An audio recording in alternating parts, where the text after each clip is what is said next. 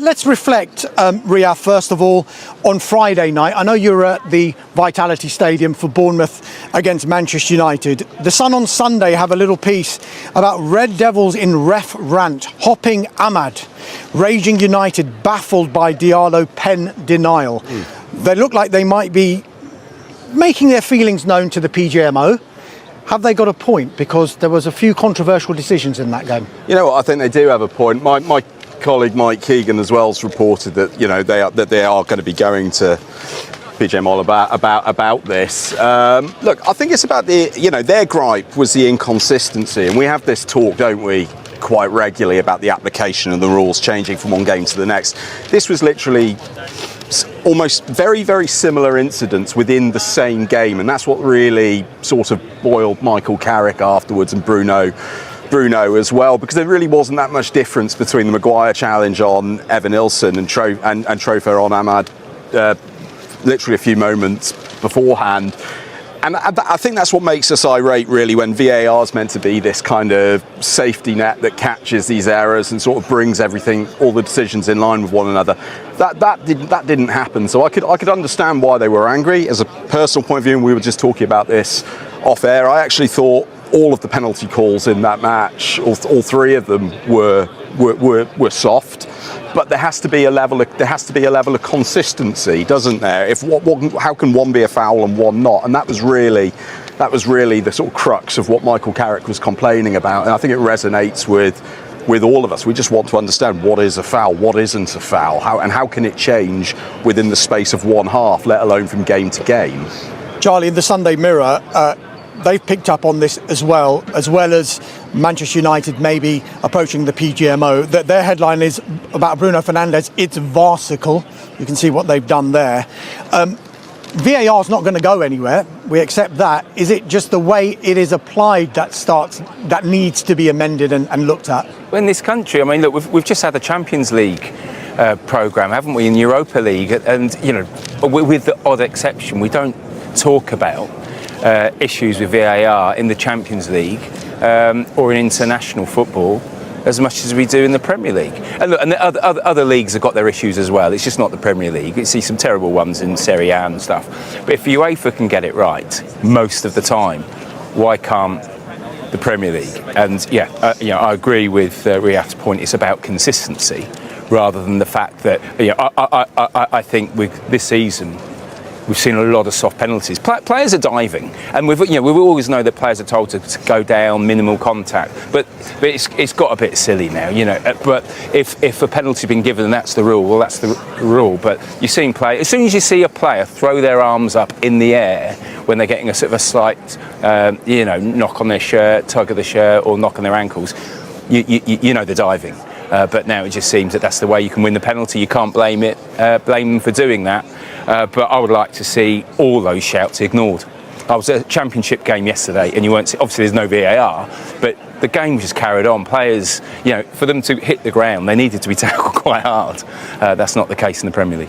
Mark, Manchester United took the lead twice in that game, and maybe when it was 2-1, they may have thought if someone had said to them it's going to end in a draw, they might have thought 2 points dropped. But considering how the game ended and what happened yesterday with Chelsea and Liverpool, they might look back on this Friday evening at the Vitality as a massive point one. Yeah, I mean, it's a good weekend for them on the basis of what you said. And Bournemouth isn't an easy place to go. But I think Bournemouth are on the longest unbeaten record in the Premier League right now. So I think we should give Bournemouth a little bit more respect and say that they're a team that causes a lot of difficulties for the big teams. So yes, United conceded 2 leads, but to come away with a point. I mean, obviously they lost at Newcastle prior to that in terms of the last away game. So maybe Michael Carrick's thinking they need to improve their away form a little bit, but the other teams are making it much easier for them in the sense that Liverpool and Chelsea and even Villa are just handing top 4 place to win a play. Just carrying on with you, Mark, just picking up on Michael Carrick. I know you cover Manchester United week in, week out. Alison Rudd in the Sunday Times has written a piece about Michael Carrick and the current state of Manchester United and the way they play. She says, this was a grown-up performance, as all of them have been. The camaraderie is palpable. Everyone understands their role. She went on to say, United surely need to embrace the idea of solid, gradual growth. Mikel Arteta, we've spoken about him, of course, and the role he's had at Arsenal in the 6 and a bit years he's been been there. He was not an overnight success at Arsenal, and if he leads the club to multiple trophies like this season, it will be a vindication of patience and faith in a former player. Because I guess Manchester United want to be careful. If Michael Carrick is the right guy, they don't want to look back and think and be accused of, well, it didn't work with Ole Gunnar Solskjaer. They have to keep these separate, don't they? Yeah, the Solskjaer thing's a complete red herring because they're completely different characters, and Michael Carrick is totally different to Ole Gunnar Solskjaer. I suppose United are working on a plan B because they have to, because I don't think it's going to happen now, but it could go wrong between now and the end of the season. I think that's unlikely. What they want, their ideal scenario is a coach who's won the Premier League or the Champions League and has got great tactical acumen. But there's nobody available like that. There really isn't. Tuchel's not available anymore. Ancelotti's not available. And beyond that, as we spoke about Man City earlier on, who is the next best thing that's available in coaching? Don't see it. So Michael Carrick ticks a lot of boxes for United. He can handle the pressure of the club, which Erik ten Hag and Ruben Amorim couldn't do. And if they went for an Andoni Areola or an Oliver Glasner, for instance, could they handle the Man United pressure? Well, Michael Carrick can, maybe not with those. So I think you're right. I think Alisson's made a very good point that Michael Carrick has more experience coming into Man United than Mikel Arteta did at Arsenal, and Arsenal have backed Arteta. So maybe he can do that with Carrick. A lot of the dirty work that needed to be done was done by Amorim in terms of getting rid of certain players. So be patient, be calm. They are making progress. I don't think it's the worst idea in the world, but I can understand why United do want to have a plan B. But what that plan B is, and whether it would be acceptable to the fans after Carrick, every time they get a result, I find it difficult to see.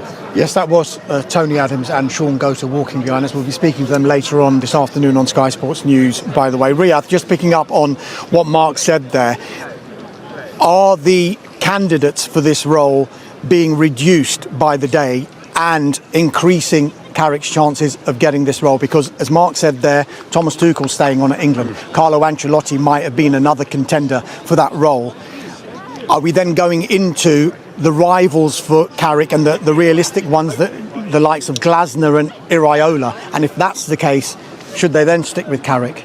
Look, I think the fact that we're talking about 2 points dropped from a draw at Bournemouth, who are unbeaten in 11, shows everything about what Carrick has actually done. He has raised the standards, he's raised the expectations, and he's done it in rapid speed as well. I think he's been fantastic since he's gone in there. I'm sure we could all nitpick a couple of little details. They were really good fun to watch on Friday evening, particularly in the first half. A huge moment, and you don't give it, they go down the other end and score, and then it becomes all of a sudden, it needs to be a bigger penalty to overturn just because they scored, when actually it's a penalty and it should be a penalty if you've already given one. So a bit baffling really to make sense of that, and because they score, then the game flips a little bit and changes, and then I thought we defended with the 10 men after all that very well, and the boys coming off the bench and finishing the game really strong. So that was a big positive for us to take the point in the end, because we've seen them win late here, and so we take that. But the penalty one's just astonishing, I have to say. One of them must be wrong. 2 wins from 8 now in the Premier League away from home. You've had such a huge impact at Old Trafford. How have you not been able to translate that on the road, do you think? This league's tough to win games. We've won a lot of games recently, so I think the amount of points we've accumulated in some of the performances and the results that we've had, I think, is a big positive. Home and away, it's a tough league, and it happens. You see how games can unfold quite quickly, but I thought we managed it in the end pretty well. I haven't spoke to him now. Have you seen what the Premier League match centres have said? Does that no, I've not seen anything, so I don't know. Is it something further along down the line that you want a bit more clarity? It's kind of, once it's done, I think you can have all the conversations in the world about could it have been this, could it have been that. I just think surely that's for VAR. If they've already just given one and agreed that was a penalty, surely the next one should be a straightforward one. As I say, one of them's got to be right, or they're wrong, or whatever. Do you know what I mean? But it's after it's no point. Whatever comes, whether they apologise or don't, it's done now. So, but listen, we finished in the positive of taking a point. I think we can take a lot from that. Hi Michael, how's Harry? He looked furious at the decision and seemed to give the fourth official a bit of a verbal volley on the way off. What's he been like in the dressing room, and what's his view of what happened? Yeah, I've not really spoke to Harry, to be honest. I think, and I've not seen the actual instance back. But listen, if he's gone past him and he's clean one on goal, and he's put an arm on him, then he's give a penalty for that. If he's put an arm on him on Ahmad and he doesn't give a penalty for that again, it's that's what's happened when it's all in the same game, really. And there's so many eyes on it, and you can intervene. And we didn't get two of them who went against us. So it is what it is. I thought we coped with that really well, as I've said. So I think I'd rather take the positives from it tonight than that. Okay, nice last one.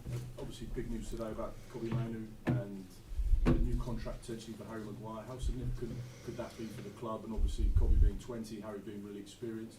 How pleasing would that be for you? Yeah, obviously, listen, his contract negotiations with all players it's ongoing. So it's you obviously hope whatever